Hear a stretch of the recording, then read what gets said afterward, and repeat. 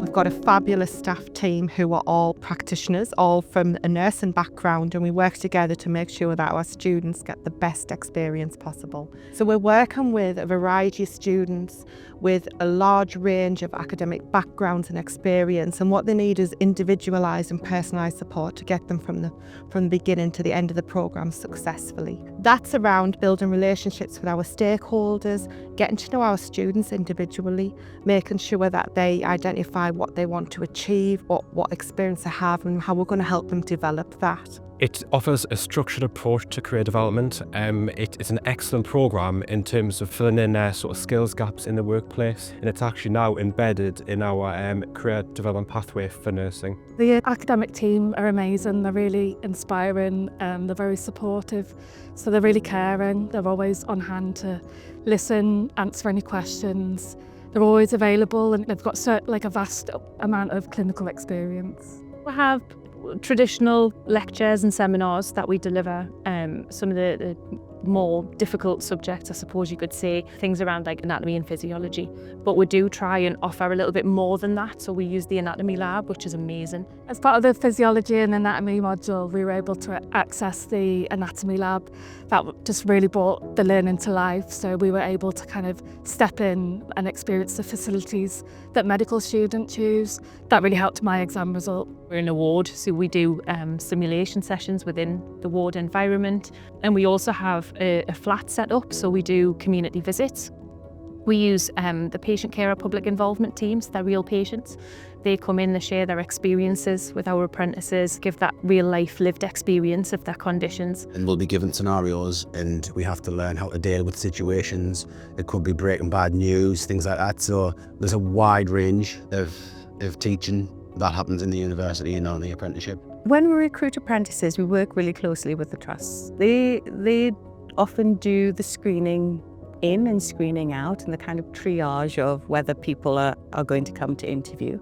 But we work in a joint way to have joint interviews. So we'll have an interview panel with a representative from the university and a representative from the trust. And in those, we make sure that we both agree, are they appropriate for the programme? We decide amongst us which questions we want to ask. It's a value-based approach, so how are the apprentices demonstrating to us in that short time in an interview that they can demonstrate things like empathy and professional practice. And that interview isn't just about an interview. We do a simulation exercise where, again, it's about communication and talking to people, nothing complex, and there's no trick questions. It's about making sure that people have the right values for the programme. You know, an apprenticeship is hard work. You're working alongside your everyday life and you need to study, but we're here to support you from beginning to end. We collaborate really closely with the Registered Nurse Degree Apprenticeship team. Actual recruitment is values-based and we work very closely on that. The lines of communication are constantly ongoing throughout the process, which is brilliant. A big barrier to education for our apprentices who, for most, it's a first time coming to university, is the study skills as well. So, you know, they get really anxious about their essays, about the writing, the academic writing and going into the library. So it's using the study skills support and the library skills to do that. I was given loads of support, so I've got a student wellbeing plan which is shared amongst the academic team, so everybody knows about my condition. I break my bones easily, so I cannot predict when that'll be or how long I would be off for. But the team are always kind of willing to support and put arrangements in place. From the disability team, I've received extra equipment so I can work from home if needed. So I've received a laptop from them, I've received an office chair so I can set up a study at home. Not just about the academic requirements of the programme. Actually, what we want is successful, effective and professional nurses at the end of that. And to do that, we've got to make sure that they stay well and they're fit to practice. There's times when I've had deadlines to meet and stuff like that. And sometimes I've been a little bit overwhelmed by it all and stuff. So I've spoke to people from the university, from the apprenticeship team, and they've just they've had meetings with us. Well, with me personally, they've given us advice on how to deal with it and things like that. You're not just left to just get on with things. They take an interest in you as a person. It's really important for us to have that relationship with the employer, so the apprentices work base particularly.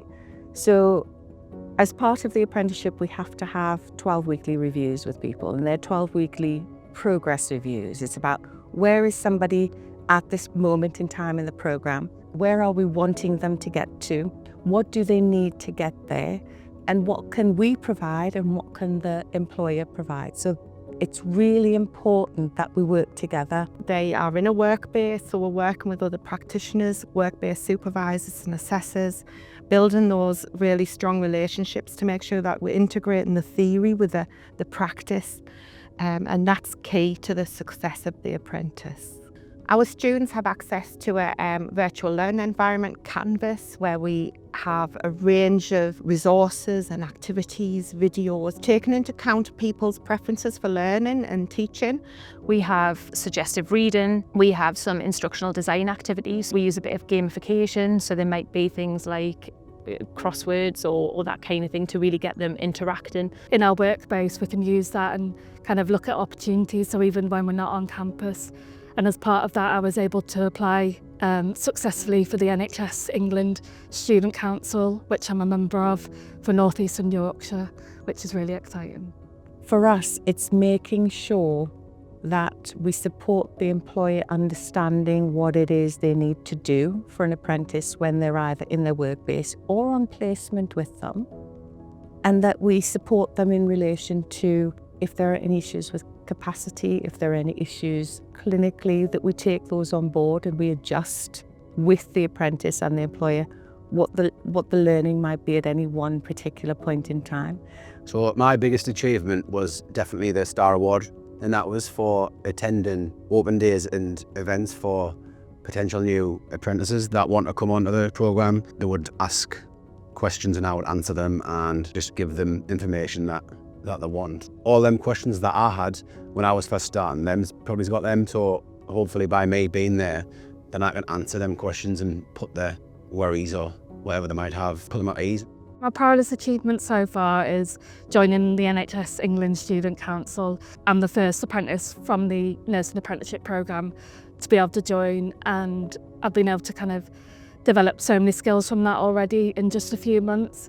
And next year I'll be able to kind of pass on my experience to other apprentices within the programme and show them how they can develop further.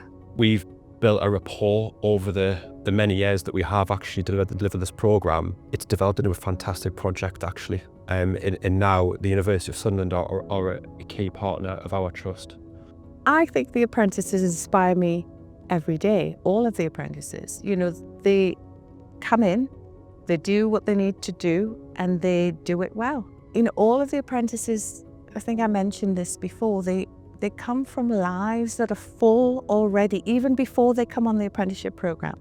So they have families, they have kids, they might have older parents, you know, so they have a lot of pressure on them already.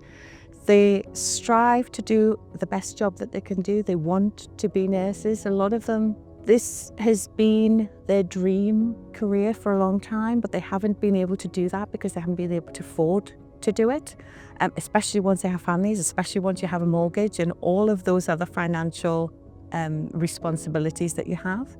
So for me, actually, just the fact that they turn up, they try, they listen, they want support, they want to do a good job is inspiring. And it's probably one of the things that really reinforces why I'm doing this job.